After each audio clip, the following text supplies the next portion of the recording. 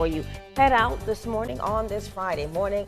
Got a lot going on in the weather department. You're watching the tropics, of course, and of course also a rainy day ahead here in the low country. That's right. We're dry right now, so no issues this morning, but keep the rain gear at hand. Showers and thunderstorms later today. So if you have outdoor plans, that could interrupt those this afternoon and evening. And that continues into the weekend. And then, of course, keeping an eye on the tropics. Our satellite imagery right now showing you Category 1 Hurricane Humberto on the right-hand side of your screen. And what is just our designated Invest 94L. It is not a storm. There's no center to it. It still has to go over mountainous terrain. All of these factors make it very challenging to predict that future path and intensity, especially considering the proximity to what will become a major hurricane, Humberto, which, again, this one's not the concern. What we are worried about, though, is Invest 94L. Before we get to all of that, let's start out with some live looks across the low country, showing you partly cloudy skies out there right now.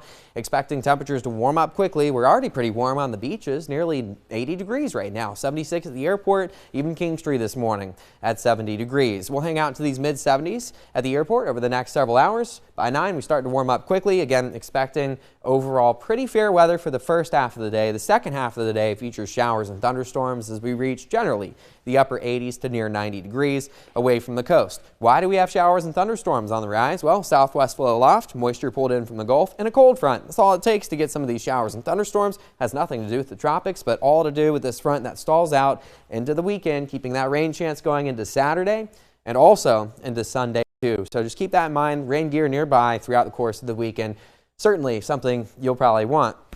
Let's check in on the tropics now. We have, again, Category 1 Hurricane Humberto here, and then the storm of concern. Not a storm yet. It's still just a massive blob of showers and thunderstorms, and it's right to the south. At least the majority of the convection, that is to the south of mountainous terrain. We're talking 14,000-foot mountains. That'll disrupt things here over the next 24 hours or so. Then it gets into a more favorable environment in the southeast Caribbean, in the south to the south and east of the Bahamas, that is. And then that puts it in close proximity to the southeast U.S., making this a little bit of a nail biter for us. We have two different scenarios here that I've really started to hone in on. Scenario 1, this is not what we want to see, but it is on the table. This is a possibility. Ridge of high pressure to the north of Humberto, slowing it down, keeping it moving westerly. And then we have what is likely to be future Imelda just to the north of where it is right now. And you notice that it is a little bit closer to this ridge. Look at these winds coming around this ridge. These are faster moving winds. And because of future Imelda's proximity to this ridge, well, it feels these winds. And that actually kind of sends it up towards this trough a little bit faster. And that leads to some pretty big ramifications. Because of this, and because Humberto is still kind of back here, it doesn't really begin to influence Imelda at all. This upper level low, this cutoff area of low pressure does. It grabs it and it pulls it into the Carolina coast. That is absolutely a possibility here. So we have to watch out very carefully for this to happen. Humberto, meanwhile, again, just too far away to really have an influence on potentially pulling it out to sea. Scenario 2 would be that it does.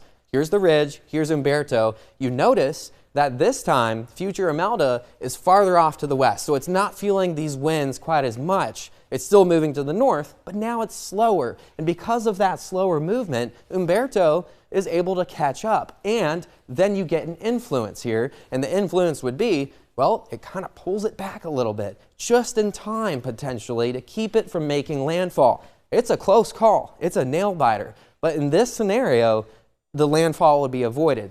This is what we want to see, but because both options are on the table, we have to watch this so closely. We will know a lot more once an actual center forms on this storm, so be sure to stay up to date with the forecast. Chief Meteorologist Rob Fowler later this evening. And of course, we are continuing the coverage all the way through the weekend. We will know a lot more by late tonight and going into tomorrow. Just hang with us. We have to sort a few things out, but bottom line is it's a good idea to make sure your hurricane plan is in place and ready to activate just in case a storm comes our way.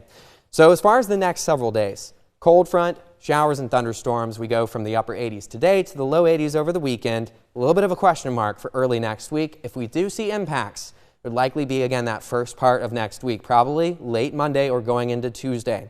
So that's what we're watching closely for. All right, we're